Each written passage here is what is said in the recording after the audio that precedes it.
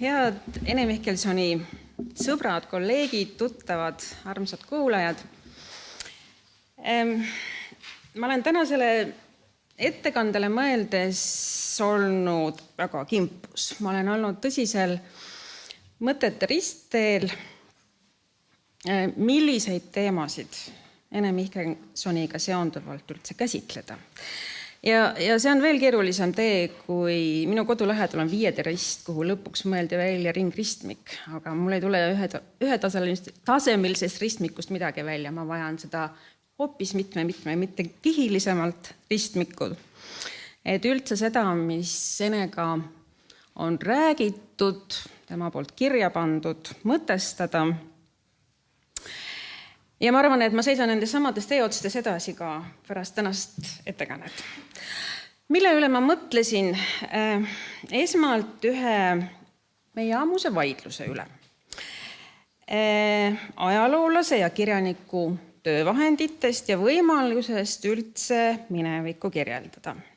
Ja seda tuletas Ene Mihkelson mulle meelde ka ühes oma kirjas 2014. aastal, e-kirjas.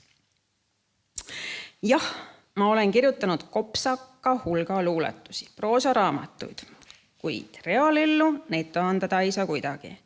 Aga see on meie kunagine vaidlus, kas kirjanik ikka lööb ajaloolase faktiaugud viluks või mitte. Arvan endiselt, et need on eri vaimuvaldade võrreldamatud fenomenid, mis omavahelistes kokkupuutepunktides üks või teineteist võivad inspireerida lugeja kujutlusvõimet ergutades, teadmisainet lisades ja uut aegruumi luues. Siis mõtlesin ma kõigu selle töö peale, mida Ene Mihkelson tegi ajaloo tundma õppimiseks. Ta oli tõsiselt suur ajaloohuviline jäljekütt. Tuna oli tal ennem läbi loetud, kui mina üldse sisukorra lahti olin jõudnud lüüa. Ta oli väga sagedane arhiivide külastaja ja see vaatab vastu ka tema loomingust. Ja kahtlemata on ju väga põnev jälgida, kuidas ilukirjanduses on mineviku mõtestamiseks ja kirjeldamiseks kasutatud samu allikaid, millega ajaloolane igapäevaselt töötab. Siis mõtlesin ma veel fotode peale. Fotod kui ajalooallikas, mida me loeme välja nendelt ülesvõtetelt, kui meil teadmisi napib, või kui foto on asitõendiks toimikus ja sellest kujuneb impulss järgnevateks otsinguteks ja lugudeks.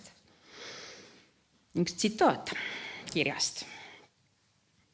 Mihkeldusende liin Kesk-Eestis on ka iseralik ja mu isaema pole ka ükski inimene maamunal oma ihusilmaga näinud peale ema ja tema mõnepoolse sugulase, kes on nüüd surnud, aga temast on mul mõned fotod. Või rääkida Ene Mihkelsoni murest, kuidas üldse rääkida ajast, loost, ajaloost järgmistele põlvkondadele, lastele. Praegune kiirelt voolav Sigmund Baumanni terminit kasutades vedel ja huvitav ajastu on tema sõnal neetud ajastu ja ma jagan seda arvamust. Soovigem oma lastele ebahuvitavat ajastut, milles on rohkem inimarmastust, rahu ja süvenemise ruumi. Või piirdudagi üldse selle kirjapanduga kirjavahetusega, aga see ei ole klassikaline kirjavahetus, sest kõigile nendele e-kirjadele on eelnenud meie kokkusaamised või pooleli jäänud telefonivestlused, mida Ene on hiljem proovinud kas selgitada, täiendada ja mul ei ole paraku ka täit ülevaadet nendest säilinud e-kirjadest.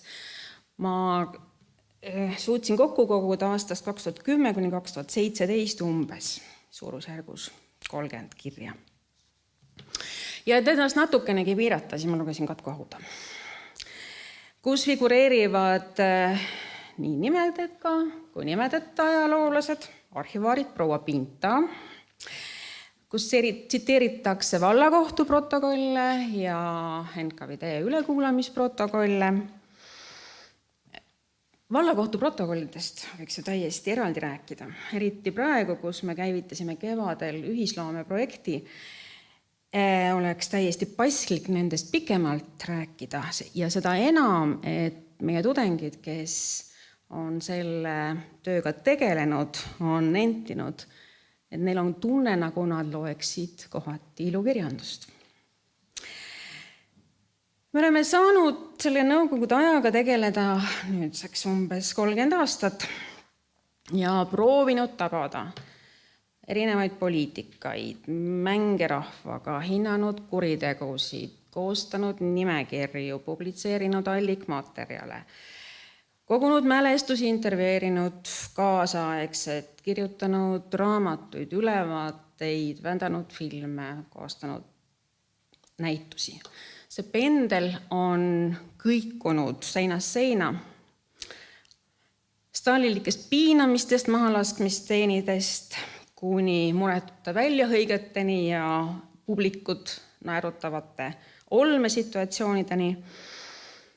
Kui nõukogude aja lõpus me olime siiras usus, et nüüd on aeg ja võimalus kõigest ausalt rääkima hakata, siis tänasel päeval võidakse üsna loomulikul viisil küsida, milleks me seda kõike teadma peame, või selleni välja, milleks meile üldse ajaloolased või kirjanikud või humanitaarid, kui mäletamise võib nagunii usaldada masinatele ja elu eesmärgiks on võimalikult lihtne äraelamine ja peaasi, et ei oleks valus. 40. aastal ilmunud kogumikus Võim ja vaim tsiteeris Heinrich Mark oma artiklis Demokraatiast üht Toomas Manni artiklit. Tsiteerin. Meenub Toomas Manni artikkel, millest Euroopa demokraatia allakäigu peapõhjuseks ja päris patuks peab seda, et noore maailma lapsed enam midagi ei tea haridusest sõna kõrgemas ja sügavamas mõttes.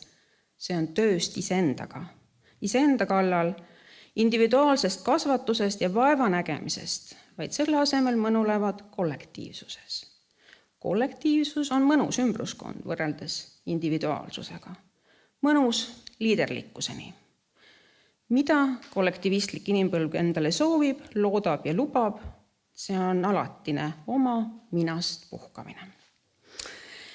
Heinrich Margason oli demokraatliku riigi loojaks, kandjaks, edasiarendajaks on tugevad vabad isikud, mõtlemisvõimelised ja haritud. Mineviku mõtestamine nõuab vaeva, pingutust, aega, süvenemist, mõtlemist, tööd iseendaga, lugemist, kuulamist. Kohati on jäänud tunne, et meie mineviku kirjutus nõukogude ajast on olnud liiga aeglane või see ei vasta nõuetele, uutele vajadustele või seda kõike ei pakuta üldse mitte sobival viisil. Sellest, miks ajalugu uurida, on kirjutatud palju. Sellest nõnda samuti, miks tuleks tunda valusaid ja ebameeldivaid peatükke, aga ka sellest, et kui me ise oma lugu ei kirjuta, teevad seda meie eest keegi teised ja siis meeldivad meile need lood veel vähem. Tendentsina tunneme küll seda, et kui 10 aastat tagasi konverentsidel käia, siis jäi mulje, et sotsialismi ajajärk kui selline on üsna hästi läbi uuritud valdkond, siis viimastel aastatel on siiski jõutud teistsugusele vastupidisele tõdemuseni, et see, mida me teadvustame, on teadmine üldjoontes. Erisused, aga tegelikult ka sarnasused, mis olid igale nii sotsriigile kui Nõukogude Vabariigile omased, on teada siiski ainult valikuliselt ja väga ebaühtlaselt. Kiired üldistused on üldiselt hajutanud ja varjutanud ära rahvuslikud, aga ka muud eripärad ja need arengud ja tähendused, mida on avatud, on tehtud ikkagi üsna poolikul viisil. Need on kordades mitmetähenduslikumad ja kihilisemad. Aga kuidas siis ikkagi püüda kinni neid hääli või siis ka seda seal minevikus valitsevat vaikust. Ene Mihkelson tegi tööd nii vaikuse kui häältega ega leppinud Katko Haua järelsõnas Martin Arpo ja Pearu Kuuse poolt tõdetuga, et ajalugu saab olla teaduseks üksnes ajaloolastele. Üks Ene Mihkelsoni viimaseid, kui mitte päris viimaseks jäänud kiri, pikem kiri, algab sõnadega. Õigupoolest on see juba pealkirjaks. Taotleda tuleb tõtt ja ainult tõtt. Teades samal ajal, et me seda täiskindla jumalikkusega kunagi kätte ei saa, sest see eeldab peale faktide, tausta, ajastu teadmise ka loovad fantaasiad. Miks tagumikud kerkida lennuks ei taha? Ma ei tea. Ajalugu loome me ise. Igal ajastul vaatame eelnevat pisut teise nurga alt, sest aeg on elus ja meie ise veel ka. Eesti lugude sarjas ilmunud raamatu järelsõnas kinnitasid Arpo ja Kuusk, et rahva osa on leppida müütidega ning ajalugu tuleb jätta ajaloolaste hooleks. Ja kuidas vajaksime me nüüd hübriidjama ja muu jampsi keskel teadmisi, oskusi, jooksu pealt loodud udude asemel fakte ja läbinägelikkust. Ma ei saa endale enam öelda kiirusta aeglaselt. Ma elan iga päeva, nagu jaksan. Eesti ei vaja vähemalt praegu omakeelset tõsist kirjandust, ei viitsita lugeda. Ja me oleme just kui kirja ustav rahvas, igatseme, kuid ei viitsi.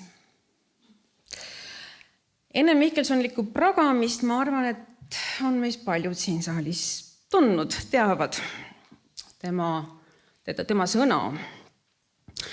Ja kohati oli talle omane selline kindel usk, et arhiivides on peidus tõde, aga ta lihtsalt kas ei näe seda, kuigi need võivad olla tema nina all.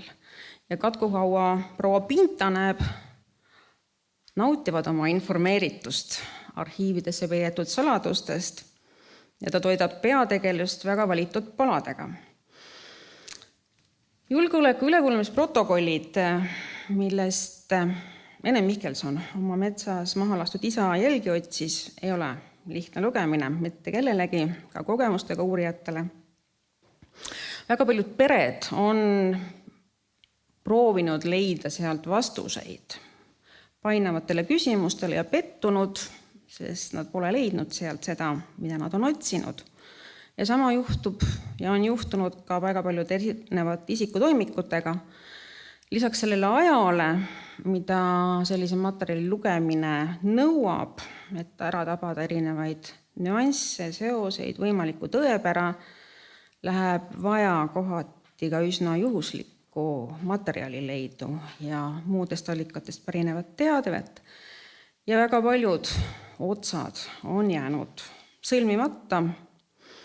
Ka arhiivimaterjalide ja mälestuste või ütluste kooskasutus ei ole viinud alati tulemusteni.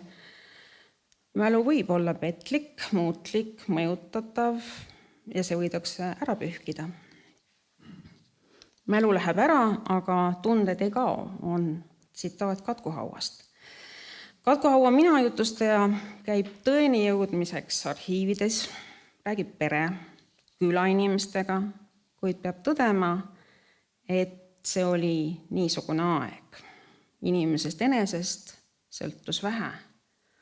Alles palju hiljem hakkasin mõistma, mida tähendavad laused, kõik tahtsid elada. Arhiivides on alati ühendatud nii mäletamise kui unustamise pool ja alati jääb sealt midagi välja, kustub ära, langeb unustusse. 90-ndatel, kui Ida-Euroopas lahvatas arhiivipalavik ja hakati avama suletud arhiivide uksi, jäi terve rida küsimusi vastuseta, sest dokumendid neist ei rääkinud ja siis küsiti ka seda, kas need puuduvad dokumentaalsed andmed kahandavad tegelikus elus kogetud kannatuste võimalikkust ning muudavad need kaheldavaks kui mitte küsitavaks. Sellised mõisted nagu mäletamine, mälestamine, nostalgia tõstsid üles palju küsimusi subjektiivsust, objektiivsust, reaalsuse piiridest, tähendustest, kogemustest. Nii ehk teisiti on arhiivide põhifookus olnud ametlike institutsioonide materjalide kogumisel ja sealt puuduvad traditsioonilistest arhiivikollektsioonidest erinevate kogemuste kirjeldused. Ja kui siia lisada nüüd veel ka totalitaarse ühiskonnale omane kollektiivne mittemäletamine või mineviku häälte teadlik mahakeeramine, vastuhäälte puudumine, sest isiklikud mälestused võisid olla ohtlikud, siis kust neid hääli leida, kellele sõna ei antud või kui anti, siis on see täheldatud läbi mitmete filtrite. Seda valitsevat teadmatust toimuva osas on peidetud mitmesuguste kattelugude taha. Ja selle tulemusel on paljudes peredes olukord, kus ei teata jätkuvalt, mis juhtus lähedaste inimestega. Ja kohati on need uksed rasked avanema ka tänapäeval, aga kattelugudest endist on saanud omamoodi suhtlusvorm. Mälutöö tervikuna lähemineviku ja murranguliste aastatega on muutnud tervikuna meie ajalookirjutust. Ene Mihkelson kirjutas: murrangu hetkedel on raske elada. Vähemasti neil, kes ulatuvad veel oma elu äärelt kogema olevikku ja püüavad aimata, missuguseks kujuneb tulevik. See protsess ja enesetunnetus ei saa olla kunagi liiga emotsionaalne ega isiklik. Siin on palju tõsisemad, sügavamat, filosoofilisemad lähenemist vaja. Ma olen alati uskunud kunstide toimesse, aga võib-olla sellepärast, et ma peale kirjutamise muud ei oska. Ja 5 aastat hiljem oma sünnipäevapaiku 2015 ta otse kui jätkas seda teemat. Kui mina hakkasin Eesti ajaloosse süvenema, oli mul ju kogemuslik võimusüsteemi krunt koolihariduse tõttu käes. Kuid ka mina pidin õppima eneseharimise mõttes, sest ma sain aru, emotsioonide reel ei süvene me kuigi sügavalt ja iseenese kannatusaarjaid ei olnud mulle enam nii tähtsad kui 4-aastase põngerjana. Ja nüüd pole just kui muud õppidagi, kui ainult inimese kui liigi ja üksiku inimese hingelisi katakombe.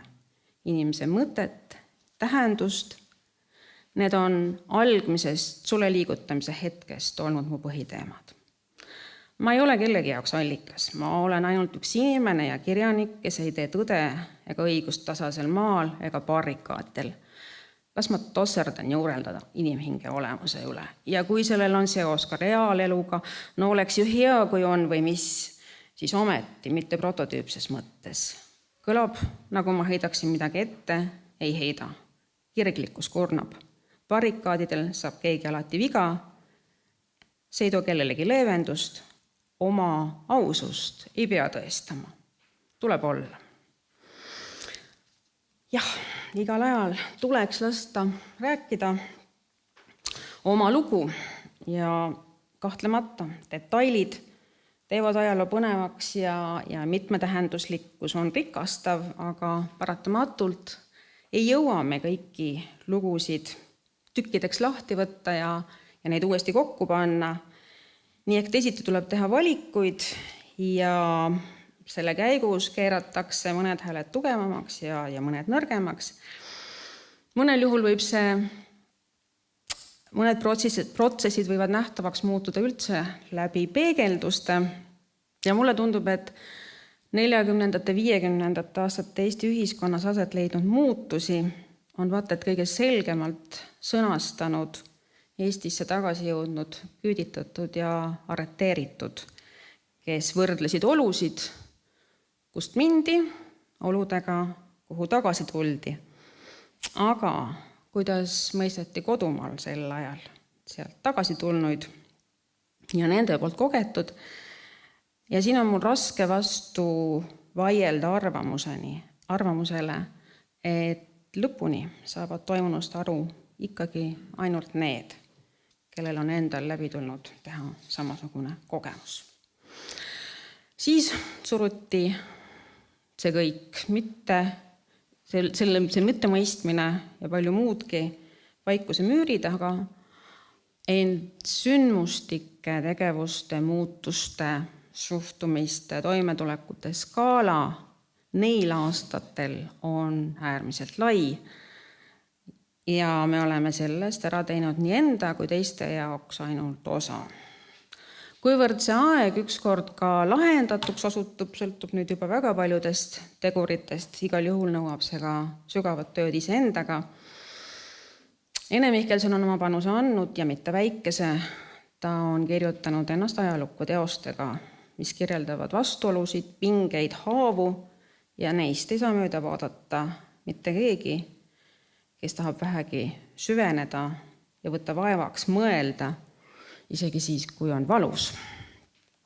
Ja ma siiralt loodan, et me viitsime läbi valgustada veel ka neid aegu. Aitäh!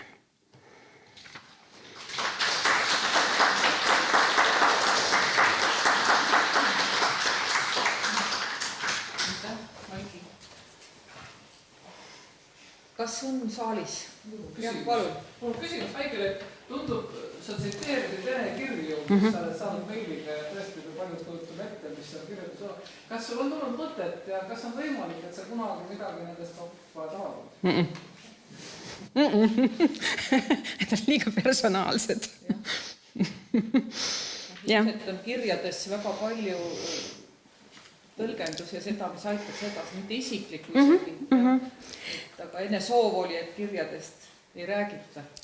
Ja kui nendega, sinna peaks eellugu tulema, sest et reeglina oli see, et telefonivestlus võis ju kesta tunde, kui mitte 2 tundi, kokkusaamine oli 3 või 4 tundi ja paljud asjad jäid ju arutamata, aga need mõtted, need liikusid edasi ja siis ta kas kirjutas öösel või hommikul või järgmisel päeval ja püüdis neid kas siis endale või mulle siis selgitada. Aga need kindlasti ei ole selles mõttes mõeldud laiemale publikule, ma arvan. Aga sa ütlesid, et 2010 kuni 2017 või juba ka varem siis? Mul on läinud, ma saan aru, arvutite ja serverite vahetusega üht koma teist kaduma. Aga Ahasveeruse kirjutamise ajal oli hiljem.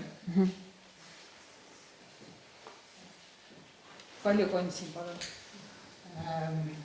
See kommunismi ohvrite probleem, mida Ene Mihkelson oma loomingus on nii sügavalt lahanud ja sellest südamega osa võtnud.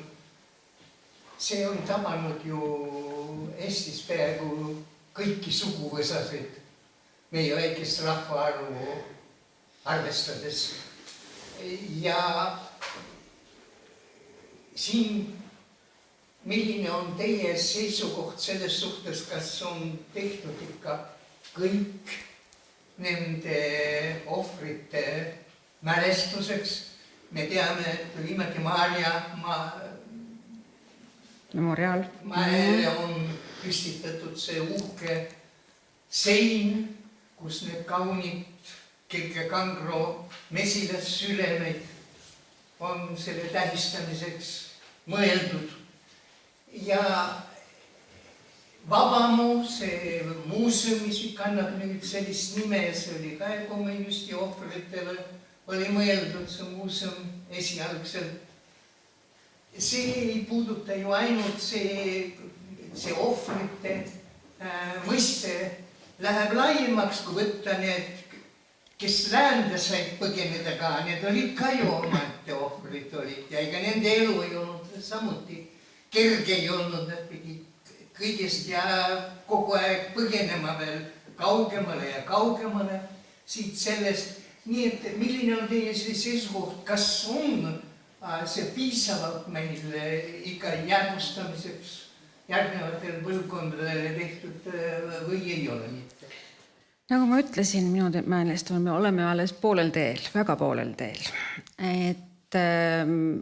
Ja mida ma saan tõdeda, et kui kui neid küsimusi arutatakse mitte ainult Eesti kontekstis, vaid laiemalt, siis enamus tõdemustes on see, et me oleme ära rääkinud nii-öelda äärte lood võib-olla.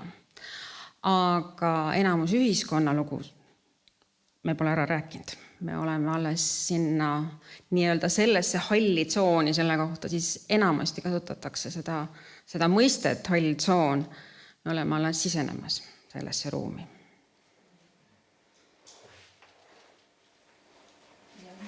Kas on veel küsimusi saanud? Ma küsiksin. Jaa, palun. Kuidas lepitada neid erinevaid aegu ja teadagi suurtama? Kui me selle üskimisele ei jõua, siis teeme katti.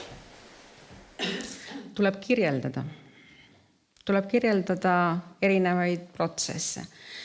Mida mina enda kui ajaloolise seisukohast näen, siis minu ülesandeks kindlasti on kirjeldada, kuidas riik inimestega käitus, erinevaid riigi strateegiaid, erinevaid mehhanisme, sest kui ma ühelt poolt loen meie elulugusid, mida ma tõesti hea meelega igal aastal, või vähemalt siis, kui meil on olnud mingid konkursid, loen, sest ma loen just selle mõttega ka neid, et kuidas inimesed ise nendest aegadest on aru saanud, kuidas nad tõlgendavad ja üsna tihti olen ma näinud ka seda laadi kirjeldusi, kus ollakse väga lähedal sellega, et öeldakse, kes parasjagu mingis situatsioonis oli süüdlane, aga ei näha sealt kaugemale. Ehk siis, milline oli see olukord või situatsioon, kuhu inimene üldse pandud oli. Ja ma arvan, et meie ülesanne on eelkõige just selliseid erinevate sundsituatsioonide ja erinevate olukordade kirjeldamine. Ajaloolane iseenesest ei ole kohtumõist.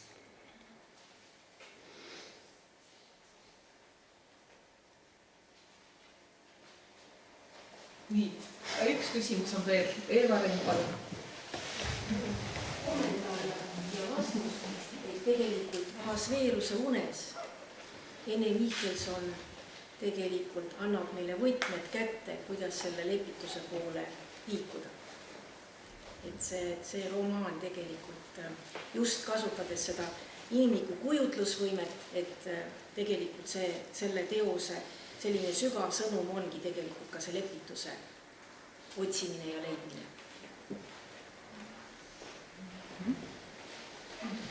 Aga aitäh!